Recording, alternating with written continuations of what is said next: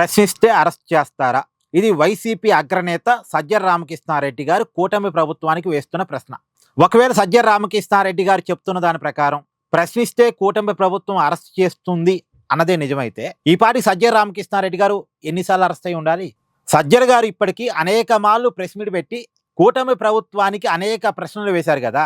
ఆ లెక్క ప్రకారం అనేక మార్లు సజ్జల రామకృష్ణారెడ్డి గారు అరెస్ట్ అయి ఉండాలి కదా. మరి ఒక్క సజ్జల గారే కాదు, వాళ్ళ పార్టీ అధినేత జగన్మోహన్ రెడ్డి గారు కూడా అనేక సార్లు ప్రెస్ మీట్ పెట్టి అనేక విషయాల మీద కూటమి ప్రభుత్వానికి అనేక ప్రశ్నలు వేశారు.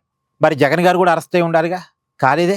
ఇప్పుడు జగన్మోహన్ రెడ్డి గారిని సజ్జల రామకృష్ణారెడ్డి గారిని పక్కన పెడితే వైసీపీ మాజీ మంత్రి పేరు నాని 2 రోజులకోసారి ప్రెస్ మీట్ పెడుతూనే ఉంటాడు. ఏదో ఒకటి మాట్లాడుతూనే ఉంటాడు. ఏదో ఒక విషయం మీద ప్రభుత్వాన్ని ప్రశ్నిస్తూనే ఉంటాడు. మరి పేరు నాని కూడా అనేక మార్లు అరెస్ట్ అయి ఉండాలిగా, కానీ ఒక్కసారి కూడా పేరు నాని అరెస్ట్ కాలేదేంటి? మరి ప్రశ్నించే వాళ్ళందరినీ అరెస్టు చేసే కాడికైతే వైసీపీ నాయకులంతా జైల్లోనే ఉండాలి, బయట ఉండకూడదు. ఇక్కడ వీళ్ళ బాధ ఏంటంటే, సజ్జల రామకృష్ణారెడ్డి గారు లాజిక్ మిస్ అయ్యారు. కానీ ఆయన బాధ ఏంటంటే ప్రశ్నారావణ్ణి అరెస్టు చేశారేంటి అని. ప్రశ్నారావణ్ణి అరెస్ట్ చేయటం వైసీపీ జీర్ణించుకోలేకపోతుంది.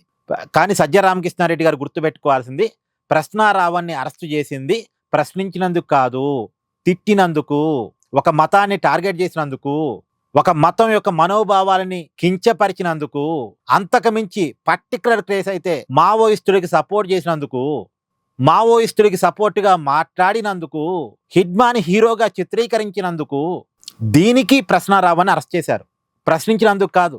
ప్రశ్నించినందుకే ప్రశ్నారావణ్ణి అరెస్ట్ చేసే కాడికైతే ఇప్పుడు కూటమి ప్రభుత్వం అధికారంలోకి వచ్చి 2 సంవత్సరాలు అవుతుంది. ఇప్పటికీ ఒక 200 సార్లు ప్రశ్నారావణ్ణి అరెస్ట్ చేసి ఉండాలి, చేయలేదుగా. సో ప్రశ్నారావణ్ణి అరెస్ట్ చేయడానికి ఉన్న కారణాలు వేరు.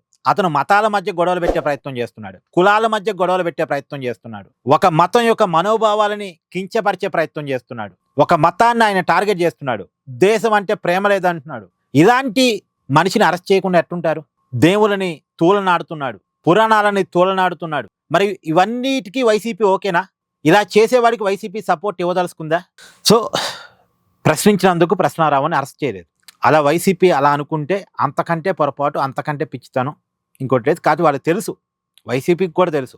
కాకపోతే ప్రశ్నారావణ్ణి నడిపిస్తుంది వైసీపీ అనే అనుమానం ఇలాంటి స్టేట్మెంట్ వల్ల వస్తుంది. ఇక్కడ మీ అభిప్రాయాన్ని కూడా కామెంట్ చేసే ప్రయత్నం చేయండి. Please do like, share and subscribe this channel.